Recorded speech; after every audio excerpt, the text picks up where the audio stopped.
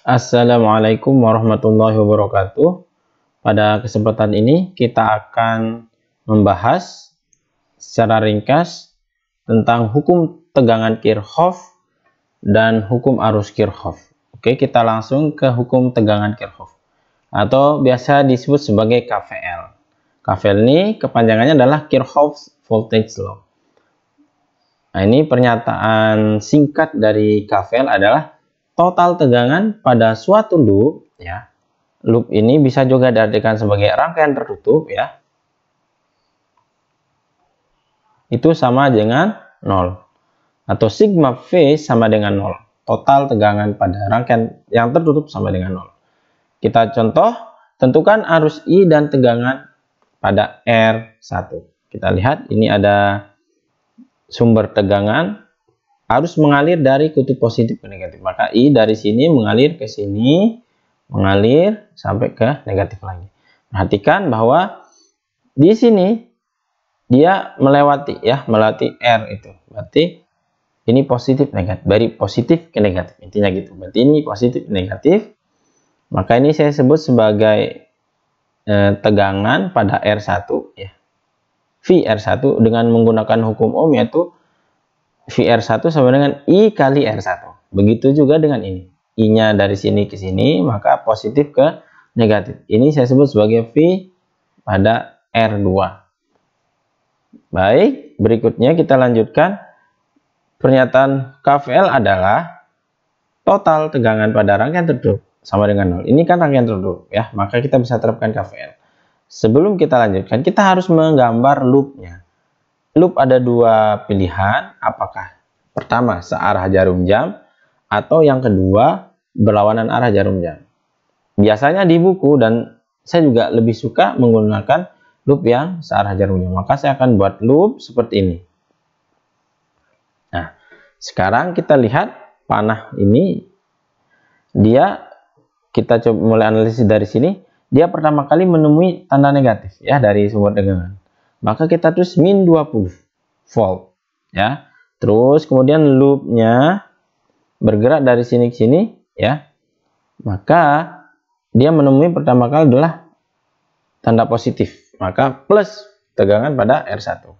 Begitu juga dengan ini, tegangan pada R2. Maka ini persamaannya ya.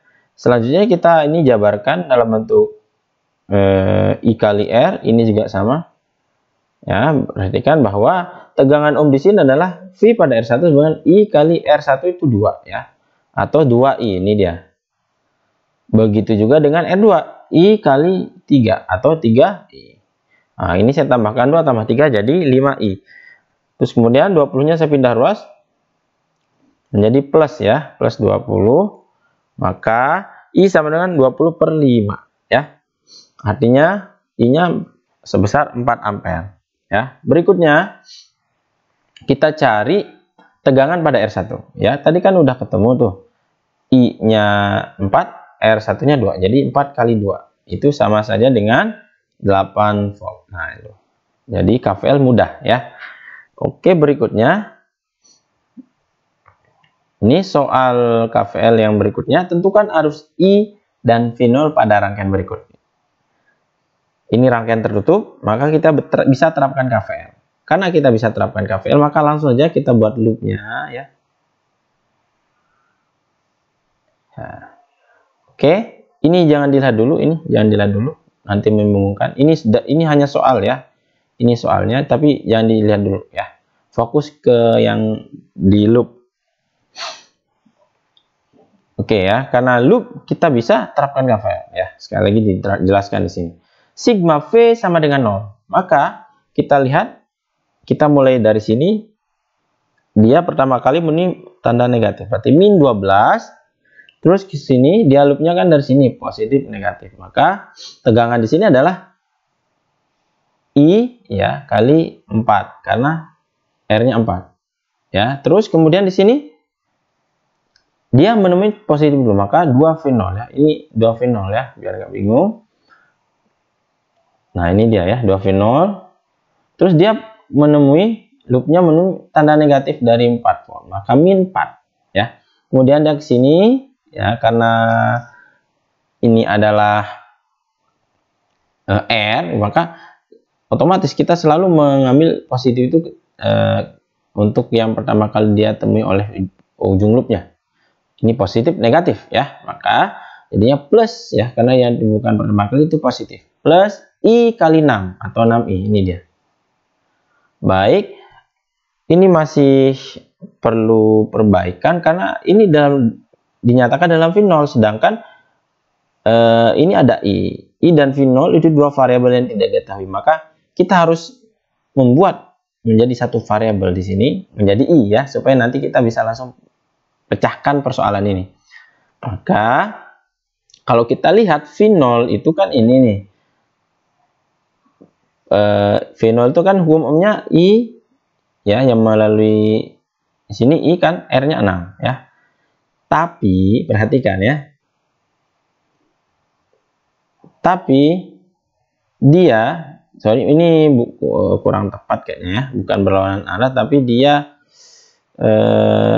yang pertama kali ditemui loop ya. Jadi yang pertama kali ditemui oleh loop itu tanda negatif dari V0. Hati-hati tadi ya, maka saya bilang ketika analisis loop yang pertama ini jangan dilihat dulu. Sekarang kita mau mencari V0 atau kita nyatakan V0 dalam besaran I ya. Nah, loop ini kan pertama kali begini nih, sini. Nah, terus menemui V0.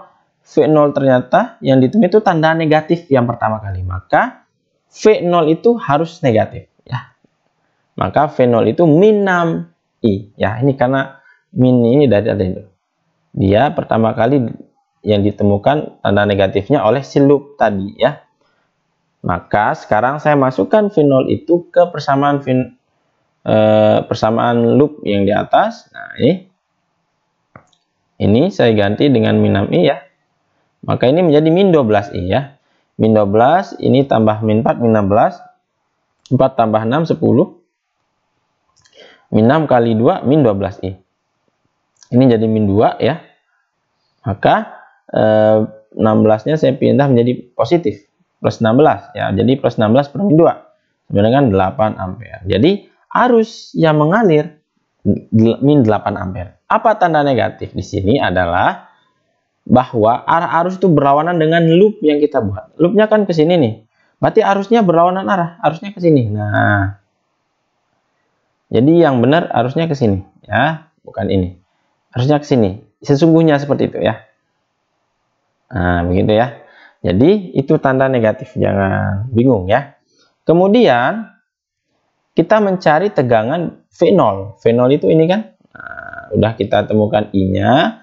Jadi sekarang tinggal kita masukkan I yang sebesar min 8 ampere. Min 8 kali min 6 sama dengan 48. Jadi ya, V0 di sini adalah 48. Berarti ini kalikan 2 menjadi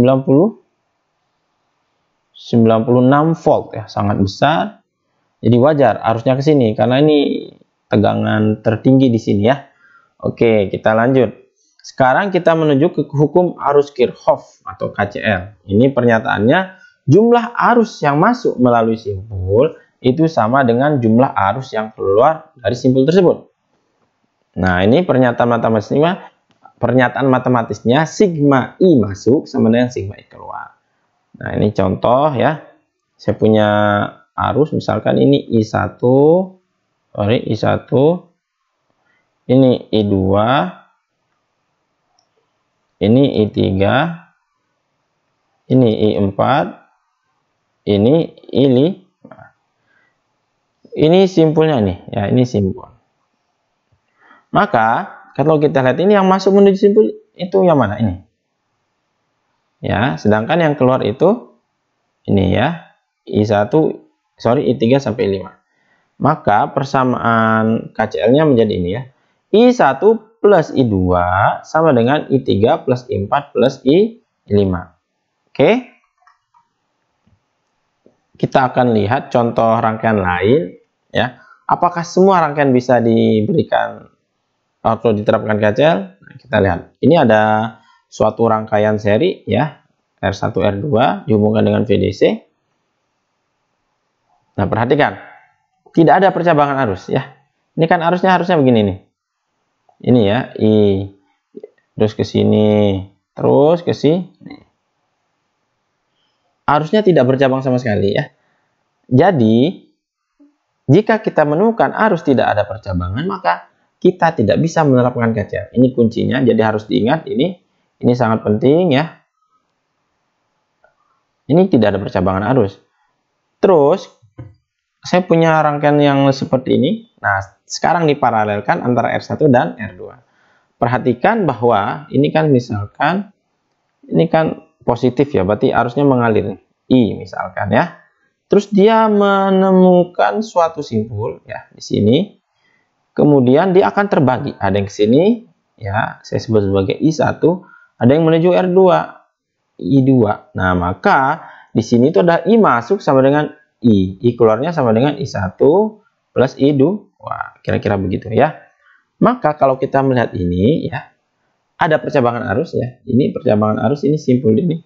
Maka setiap kita menemukan arus yang bercabang, kita bisa menggunakan atau bisa menerapkan KCL. Ini kita contoh soal. Tentukan I1. Nah, ini maksudnya ya. Ini I1, sorry. Biar nggak bingung. Ini 0,5 I1. Nah, ini ya. I1 dan V0. V0 itu ini ya. Dari rangkaian di bawah. Pertama ya. Ini ada dua simpul ya. Ini simpul A, saya sebut sebagai simpul A, ini sebagai simpul B. Selain simpul ada loop ya. Ini ya, misalkan saya membuat loop seperti ini loop 1, ini loop 2. Nah, maka kita bisa membuat seperti ini ya. Karena ada percabangan arus, perhatikan ya. Lihat, ini kan arus nih. Masuk ke sini. Nah, ini sebesar 0,5 I1. Terus ada juga arus sini ke sini. Sebesar 3 ya. Semuanya masuk ke simpul A. Keluarnya menjadi I1. Nah, perhatikan ya. Maka kita bisa menerapkan KCL kan ada percabangan arus tadi ya. Ini sorry. Ini ya. Plus ada percabangan arus ya. Nah, sekarang pada simpul A kita terapkan KCL ya. Jadi KCL itu kita terapkan per simpul. Ingat, KCL itu per simpul. Bisa juga di simpul B ya. Jadi kita fokus di arusnya, arus masuk dan keluar. Maka kalau kita lihat yang masuk itu kan ada 0,5 I1 dan 3. Maka ini saya jumlahkan, yang keluarnya adalah I1 ya. Jelas? Ini saya pindah ruas ke kanan jadi min 0,5 I1. Jadi sisanya ini kurangnya jadi 0,5 I1 ya. Sekarang 0,5 saya pindah ruas, jadi I1 sebenarnya 3 dibagi 0,5 atau setara dengan 6 ampere. Jadi I1-nya ketemu 6 ampere ya. Jadi arusnya ini 6 ampere ya. Ini 6. Cuma kita nggak tahu I1 dan I2-nya berapa. Ya.